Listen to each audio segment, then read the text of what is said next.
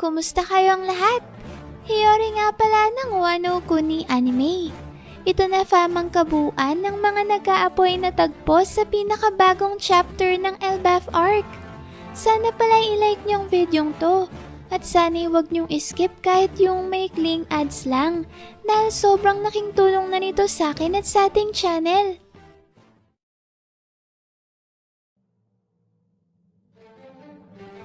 Unahin na muna natin ang cover story fam, kung saan makikita natin si Ulti na hindi na nga napigilan ng kanyang luha dahil sa ginagawa ng grupo ni Husu sa kanyang kapatid na si Page 1. Makikita natin dito fam na nakahandusay na pala ngayon sa sahig si Page 1 at kasalukuyang nakakadenang magkabila niyang mga kamay at paa.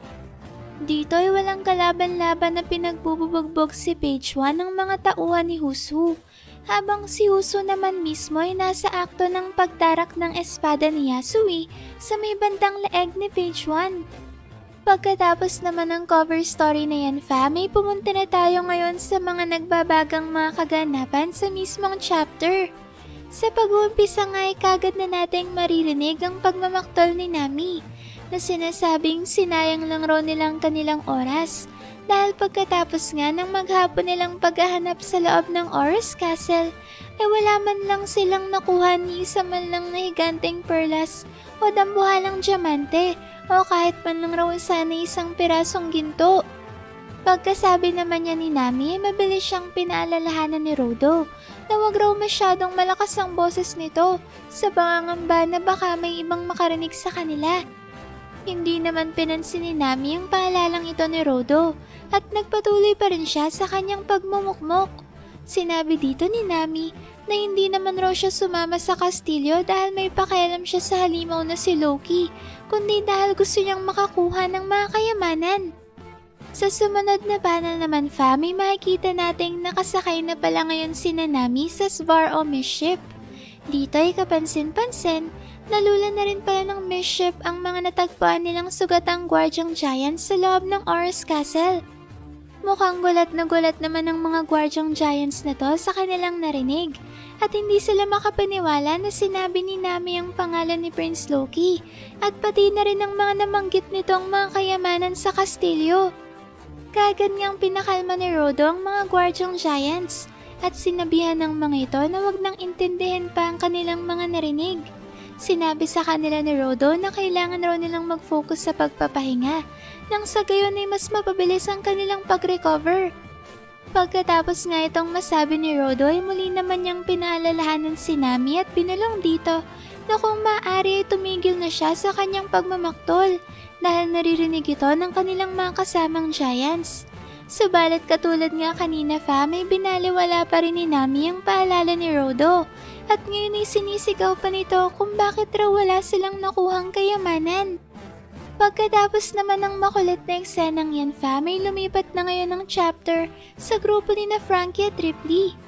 Dito ay nagpapatuloy ang pagtutur ni Ripley kay Frankie sa paligid ng Adam Tree. Nagpahayag naman ng labis na pagkamangha si Frankie dahil sa dami ng mga natuklasan niyang mga interesanteng bagay tungkol sa dambuhalang Adam Tree sa Elbaf.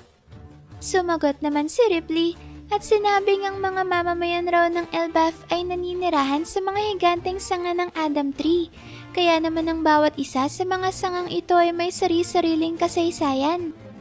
Sa gitna naman ng paglalakad ng dalawa ay bigla na lang napansin ni Frankie ang isang dambuhalang sanga na tila ba pinutol mula sa Adam Tree. Sumagot naman si Ripley at sinabing ang bayan raw ng Hogen ang dating nakatayo sa higanteng sanga na yun.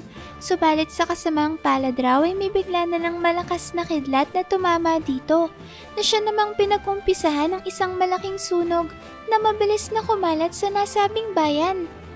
Dahil nga raw sobrang tanda na ng bayan ng Hogen ay masyado na raw natuyo ang higanteng sanga na kinatatayuan nito. Kaya naman mas lalo pa raw nitong pinalakas ang nagaganap na sunog. At dahil dito, ay napilitan ng Elbaf na tuluyan ng putulin ang dambuhalang sanga kung nasa ng bayan ng Hogen, nang sa gayon ay mapigilan ang pagkalat ng apoy sa iba pang bahagi ng Adam Tree. Matapos naman itong may kwento ni Ripley ay napagtanto ni Frankie na kahit raw palang pinakamatibay na kahoy sa buong mundo na Adam Tree ay hindi pa rin makakatakas sa negatibong epekto ng paglipas ng mahabang panahon. Sinabi ni Frankie na sigurado raw na nahihirapan ng Elbaf na pagdesisyonan ang tuluyang pagputol sa isa sa mga bayan nito.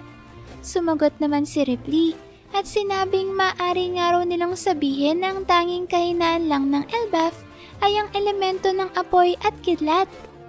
Pagkatapos naman yan may lumipat na ulit ang chapter papunta naman sa Western Village, kung saan nagpapatuloy ang nagaganap na malaking selebrasyon at pagsasalo. Mukhang nakabalik na rin pala dito si Nami fam, dahil tinanong na nga siya ni Usopp kung saan raw ba siya nanggaling, at kahit nga raw sina Luffy at Zoro ay bigla na lang nawala at hindi na rin niya nakikita.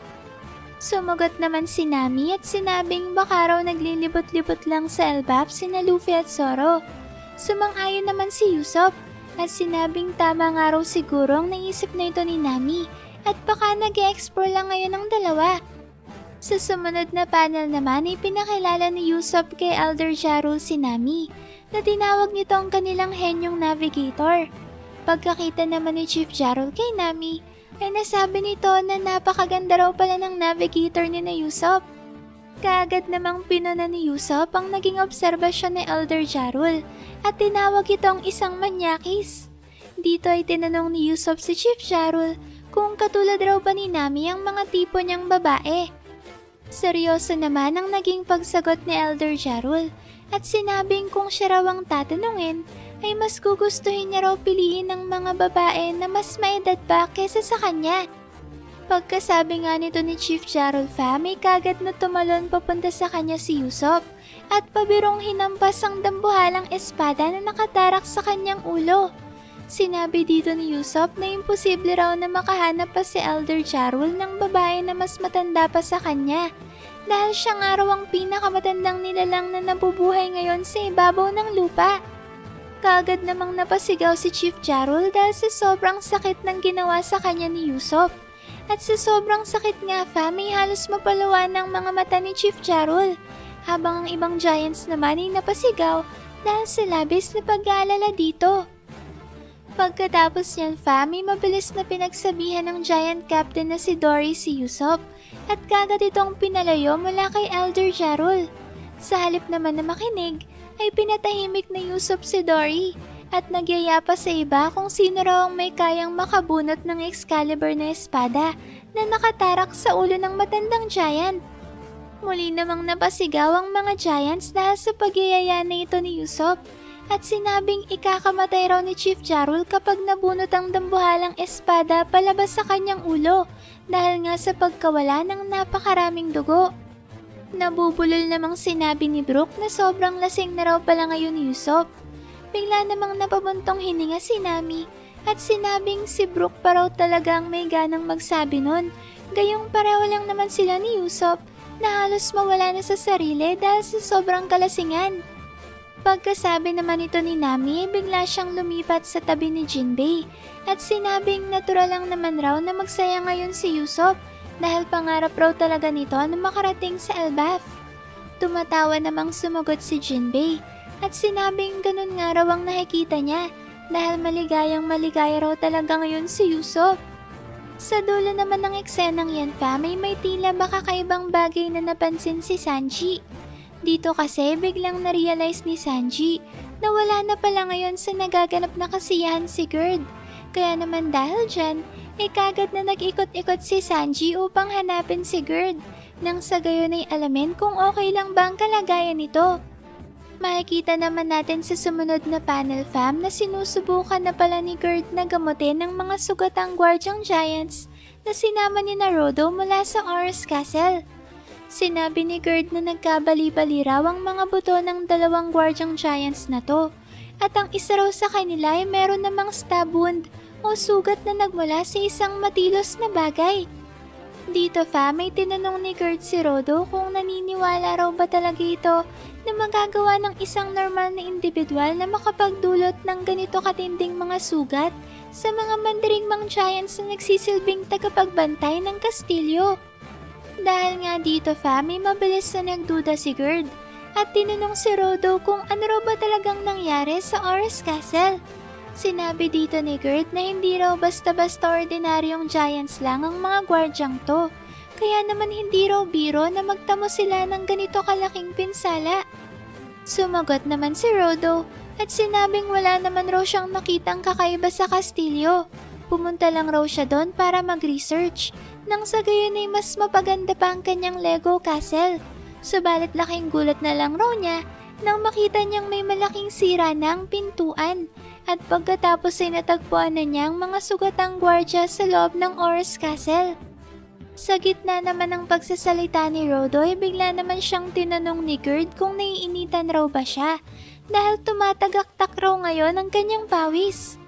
Bigla namang namula si Rodo at sinabi sa kanyang isipan na nakatingin raw kasi sa kanya si Gerd kaya siya pinagpapawisan ngayon. Nagdesisyon naman si Gerd na tanungin na lang ang mga gwardyang giants upang mabigyang linaw ang misteryosong kaganapan na to. Subalit bago pa nga tuluyang makalis si Gerd, ay kagad naman siyang pinigilan ni Rodo at sinabing wag na raw niyang istorbahin ang mga gwardya dahil kailangan nilang makapagpahinga. Mukhang samang-ayon naman si Gerd sa sinabi ni Rodo. Subalit ngayon ay nagdesisyon naman si Gerd na pumunta kay Elder Jarul upang ipaalam dito ang kakatwang pangyayari sa Oris Castle. Mabilis naman ulit ang naging pagtutol ni Rodo sa pinaplanong ito ni Gerd at sinabing masisira raw ang nagaganap na selebrasyon kung ngayon ito ibabalita sa kanila. Sinabi ni Rodo na kailangan raw muna nilang kumalap ng karagdagang impormasyon bago nila may bahagi ang pangyayaring ito sa ibang giants. Mas lalo namang tumibay ang paghihinala ni Gerd dahil sa kakaibang kinikilos ngayon ni Rodo. At habang patuloy pa rin niyang pinagpapawisan si Rodo, ay tumakbo sa isip nito na sa oras nga raw na malaman ng ibang giants ang totoong nangyari sa Oris Castle bago pa makabalik sina Luffy, ay siguradong madadawit siya sa pagpapakawala ng mga ito kay Prince Loki na tinuturing na isang malaking krimen sa Elbaf. Mabuti nga raw sana kung matapos na makawala ng Accursed Prince ay dumiretso na kagad ito palabas ng Elbaf, lalo na't wala naman raw siyang pakialam kung sa karagatan maghasik ng lagim si Prince Loki. Habang nag-iisip naman si Rodo ay wala siyang kamalay-malay na akto na pala siyang hahambalusin ng palakol ni Gerd. Pagkahampas nga ni Gerd ng palakol kay Rodo ay sinabihan niya ito na sabihin na ang katotohanan dahil sigurado raw siyang may nalalaman si Rodo sa totoong nangyari sa Oris Castle. Mabilis namang bumagsak at napadapa sa lupa si Rodo na ngayon ay nagkabasag-basag ang mukha dahil sa pinakawalang atake sa kanya ni Gerd. Pagkatapos niyan may lumipat na ang chapter sa Underworld kung saan maririnig nating nagsisigawan sina Luffy at Zoro. Sinabi dito ni Zoro na ibang-iba raw ang eksenang to kumpara sa kinwento sa kanya ni Luffy. Sumagot naman si Luffy at sinabing hindi raw ganito ang itsura ni Prince Loki nung huli niya itong iniwan sa Underworld. Dagdag pa ni Luffy ay kahit nga raw ang mga dambuhalang hayop sa Underworld ay matindi rin ang tinamong pinsala. At sa isang ang nakakakilabot na double page fam ay makikita natin ang dambuhalang katawan ng Accursed Prince na ngayon ay punong-puno na ng malalaking sugat at nasa bingit na ng kamatayan.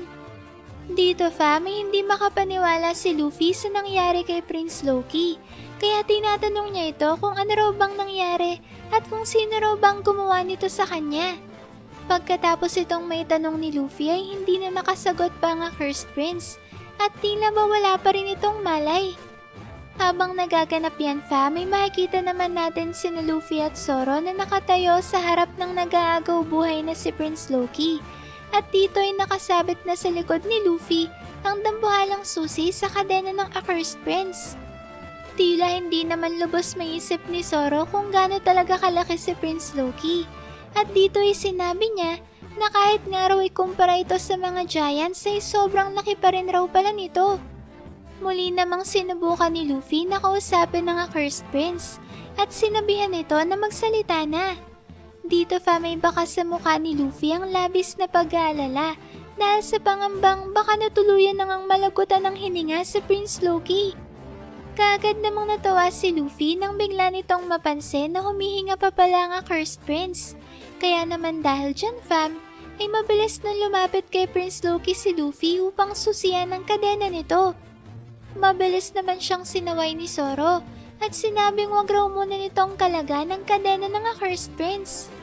Naiinis namang sumagot si Luffy at tinanong si Zoro kung hindi raw ba nito nakikita ang kalagayan ngayon ni Prince Loki.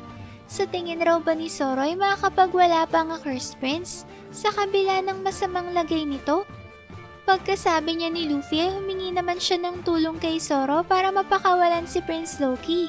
Subalit bago pa nga matapos ni Luffy ang kanyang pagsasalita, ay sandali siyang napatigil nang bigla siyang makaramdam ng panghihina pagkatapos niyang mapalapit sa isa sa mga poses ng Accursed Prince. Dahil dito ay naintindihan ni Zoro na gawa raw siguro sa Kairoseki o si Prism Stone ang kadena ni Prince Loki. Pagkatapos nito ay napatanong naman si Zoro kung ano raw kaya ang nakapagpabagsak sa mga higanting hayop na to. Dito fam ay muling pinatigil ni Zoro si Luffy at sinabing wag raw muna nilang pakawalan ng Accursed Prince at maghintay na lang raw muna sila ng ilan pang sandali.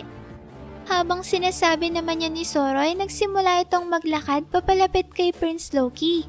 Pagkatapos niya ay bigla namang nag-away ang dalawang Straw Hats dahil gusto na ni Luffy nakalagan ang kadena ni Prince Loki upang masaklolohan nila ito.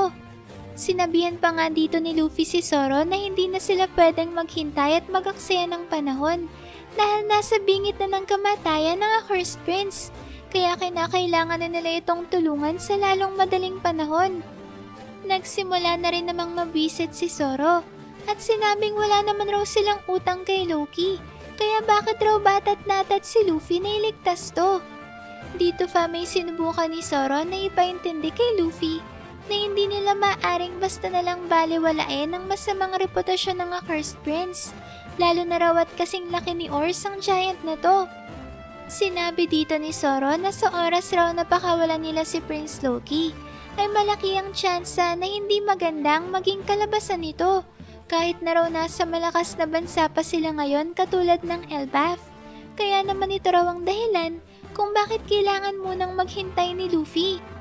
Pagkasabi naman ito ni Zoro ay bigla na lang itong tumalon papalapit sa Accursed Prince at pagkatapos ay bigla niyang sinipa ang dambuhalang sugat nito. Kahit nga fam si Luffy mismo ay napalawa ang mga mata dahil hindi nito akalaing magagawa ni Zoro na saktan si Prince Loki na halos tuwawid na nga sa kabilang buhay. Kahit naman walang malay ngayon ng Accursed Prince ay bigla itong napasigaw dahil sa ginawa ni Zoro na pagsipa sa kanyang malalim na sugat. Sa sobrang sakit nga ng ginawa ni Zoro fam ay maririnig natin ang pag-alingaw-ngaw ng sigaw ni Prince Loki sa buong underworld ng Elbaf.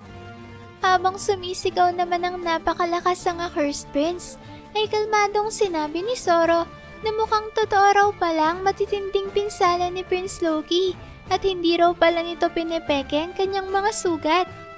Dahil nga sa matinding sakit ay panandali ang nagising ang Accursed Prince at mukha ang tinanong si Zoro kung sino raw ba ito na nangahas gawin yun sa kanya. Pagkasabi naman ito ni Prince Loki, kagad siyang nawalan ulit ng malay. Napasigaw naman si Luffy at sinabing natuluyan na raw ata talaga ang Accursed Prince. Sumagot naman ulit ng kalmado si Zoro at sinabing kung totoo nga raw na binawian na ng buhay si Prince Loki, ay nangangahulugan lamang na hanggang dito na lang siya at ito talaga ang kanyang kapalaran. Sumagot naman si Luffy at sinabing minsan raw ay parang wala talagang puso itong si Zoro. Pagkasabi nito ni Luffy, bigla namang sinusiyan ni Zoro ang mga kadena at sinabing papakawalan na raw niya ang Accursed Prince. Subalit para raw makasiguro ay mag-iiwan pa rin sila ng isang posas sa isa sa mga paa nito. Maaari raw nilang pag-usapan ang kanilang magiging susunod na aksyon sa oras na magkaroon na ulit ng malay si Prince Loki. Tuwang-tuwa naman si Luffy sa pagpayag ni Zoro at dito'y mabilis niyang niyaya si Zoro para kaunin si Chopper nang sa gayon ay matingnan ng mga sugat ng Accursed Prince. Sumagot naman si Zoro at sinabing masyado raw malayo ang Owl Library na kinaroroonan ngayon ni Chopper Kaya mas mabuti raw na bumalik na lang sila sa Western Village dahil sigurado namang may mga manggagamot rin doon. Tito Fam ay may bigla namang napagtanto si Zoro, kaya sinabi nito na hindi raw papapalayasan sila ng mga giants palabas sa Elbaf sa oras na malaman ng mga ito na pinakawalan nila si Prince Loki. Mariin naman ang naging pagsagot ni Luffy at sinabing kung ganun raw ay wala silang magagawa kundi lisanin ng Elbaf. Basta ang mahalaga ay makakuha na sila ng doktor ngayon para matugunan ang mga sugat ng Accursed Prince. Bigla namang naalala ni Zoro na kailangan rin pala nilang manghagilap ng maraming karne. Lalo na't kailangang maging 100% ang lakas ni Luffy sa oras na kailanganin nilang makipaglaban. Pagkasabi nito ni Zoro ay tinuro naman niya ang mga dambuhalang hayop at sinabing marami raw silang makukuhang karne sa mga ito. Galit namang sumagot si Luffy at sinabing mga kaibigan niya ang mga higanteng hayop na to. Kaya naman wag raw magbibiro ng ganon si Zoro. Sinabi ni Luffy na pwede naman raw siyang manghuli ng ibang hayop sa kabundukan ng Underworld kapag nakabalik na siya mula sa Western Village. Muli namang sumagot si Zoro at sinabing ano raw bang diferensya nun kung pareho lang namang karne ang makukuha nila sa mga dambuhalang hayop na to. Pagkasabi nito ni Zoro ay mas lalo pang ang nagalit si Luffy, kaya sinigawan niya si Zoro at sinabing ang lahat raw ng kanyang mga kaibigan ay bawal kainin. Humingi naman kagad ng tawad si Zoro at inamin ang kanyang pagkakamali. Pagkatapos yan ay umalis na nga si Luffy upang bumalik sa Western Village at maghanap ng manggagamot. Subalit hindi pa nga gaanong nakakalayo si Luffy, kagad nitong natanaw ang tila ba isang bumabagsak na malaking bagay mula sa kalangitan. Mula nga sa kung anong bagay na to ay maririnig natin ang isang tinig na sumisigaw at sinasabing wag na raw nilang ituloy ang pinaplano nilang gawin.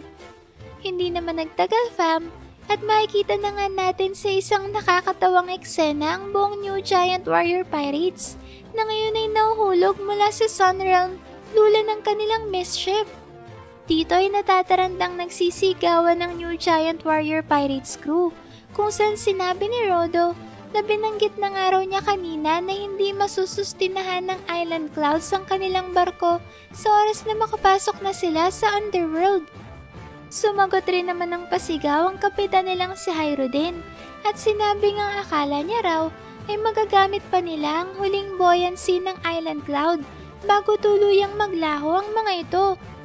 Makikita naman natin fam na kasama na rin pala ng mga ito si Sanji na sinasabing wag raw mag-alala si Girl dahil ililigtas niya ito. Nagsalita naman ng pasigaw ang shipwright ng crew na si Stansen at sinabing hindi na raw kasi sila makakapag-aksaya pa ng oras sa paggamit ng elevator kaya kinailangan nilang gawin to. Sumang-ayon din naman ng pasigaw ang manggagamot ng crew na si Gerd at ang chef nila na si Goldberg na sinasabing isa raw itong matinding emergency dahil nga sa oras na makawala si Prince Loki ay siguradong magkakaroon ng malaking kaguluhan sa buong Elbaf. Sa sumunod na panel naman may muling sumigaw ng malakas si Rodo at sinabing wala na raw silang magagawa dahil ito na raw ang kanilang katapusan. Humingi naman ng tawad sa Hyrodin at sinabing kasalanan raw niya ang lahat dahil mali ang kanyang napiling desisyon.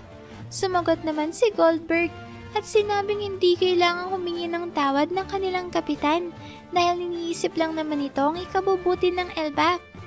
Umiiyak namang sumigaw si Rodo na sinasabing ano raw bang klaseng buhay ang kanyang naranasan.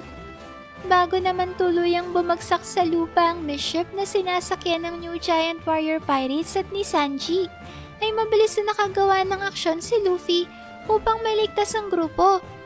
Dito may ginamit ni Luffy ang kanyang teknik na Gomu Gomu no Balloon at pinalobong kanyang sarili upang magsilbing isang kutsyon na siya namang nilandingan ng bumubulusok na misship.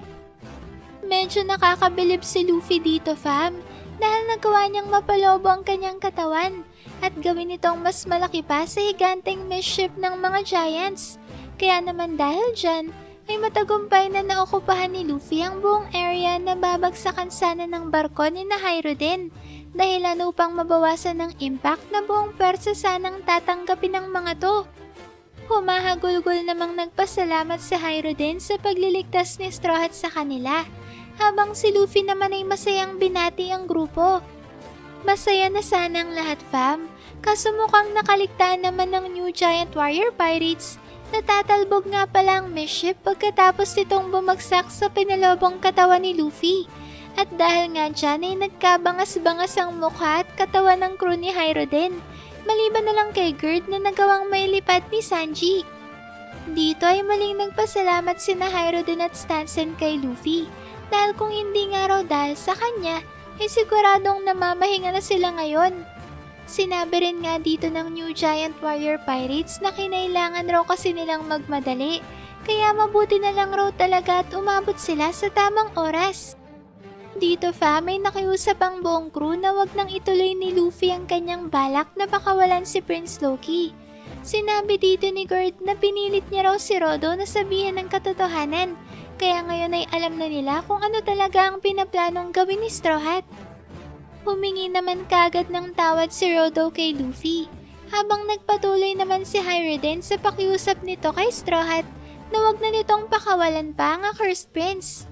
Sinabi ni Hyrodin na hindi raw maaring pagkatiwalaan ni Luffy si Prince Loki, dahil ito raw ay mapanlinlang, mandaraya, walang awa, at may timang budhi, kaya naman wala na talagang pag-asa pa ang Accursed Prince. Sinabi ni Hyrodin na kahit nga raw mula pa nung bata pa sila, ay palagi na siyang pinagsisinungalingan ni Prince Loki. So una raw ay pawang magagandang sinasabi sa kanya ng Accursed Prince, subalit ang lahat raw ng ito ay bawang kasinungalingan lamang. Si Prince Loki raw ay isang masamang elemento na tinatraidor ang kanyang mga nakakasama, kaya may tuturing itong isang malaking banta sa kapayapaan hindi lang sa Elbaf, kundi sa buong mundo. Pagkasabi nito ni Hyrodin ay nagsalita naman si Zoro at sinabing mukhang medyo nahuli na raw pala ng dating ang New Giant Warrior Pirates. Makikita naman natin ang ekspresyon sa mukha ni Luffy na tila ba nakokonsensya sa kanyang nagawa. At pagkatapos yan fam, ay bigla na ngang kumalansing ang kadena ni Prince Loki. At paglingon sa kanya ni Hyrodin ay tila ba bigla na lang namutla ang mukha nito. At sa isang ang napakabangis na double page fam ay makikita na natin ang totoong laki ng Accursed Prince na ngayon ay matayog ang pagkakatayo sa harapan ni Luffy. Dito fam ay naglaglagan ng mga kadena at poses sa katawan at mga kamay ni Prince Loki at tanging ang poses na lamang sa kaliwang paa nito ang siyang naiwan. Sa sobrang laki naman ng Accursed Prince fam ay nagmistulang isang langgam lang si Luffy sa kanyang paanan. Kapansin-pansin rin dito na sa may kanang braso ni Prince Loki ay nakatayo ang hawakan ng kanyang misteryosong sandata. Pagkatapos niyan ay napasigaw na nga sa sobrang takot ang buong New Giant Warrior Pirates crew. Hindi naman makapaniwala si Luffy na nagawa ng makatayo ng Accursed Prince dahil kanina lang raw ay wala itong malay at hindi makagalaw. Bigla namang hinawakan ni Prince Loki ang kanyang sandata na kagad namang sinaway ni Hyrodin. Dito ay pasigaw na nakiusap si Hyrodin na ibaba ng Accursed Prince ang Ragnir. Habang sinasabi naman ito ni Hyrodin fam ay makikita natin ang nakakapangilabot ng ngiti sa mukha ni Prince Loki na tila ba meron itong maitim na binabalak. Pinagkakaguluhan naman ngayon sa One Piece community fam ang revelasyon tungkol sa misteryosong sandata ni Prince Loki na tinawag ni Hyrodin na Ragnir. Ang Ragnir kasi fam ay literal na nangangahulugang Iron Thunder. Ibig sabihin nito ay malaki ang posibilidad na lightning ang element ng sandata ng Accursed Prince. At siya namang mismong dahilan kung bakit gano'n na lang katindi ang takot ng Elbaf sa kanya. Katulad kasi fam nung nabanggit ni Ripley sa unang bahagi ng chapter, ay lightning ang isa sa pangunahing kahinaan ng Adam Tree. Kaya naman sa oras na gamitan ni Prince Loki ang kanyang sandata, ay talaga namang manganganib ang buong kaharian ng Elbaf. Mabuti na lang fam at kahit na lightning ang kahinaan ng Adam Tree, ay kabaliktaran naman ito si Luffy. Dahil hindi nga siya tinatabla ng anumang atake na ginagamitan ng kuryente, katulad na lang sa naging laban nila ni Enel. Dahil dyan fam, ay siguradong magiging magandang laban ni Luffy at ng Accursed Prince.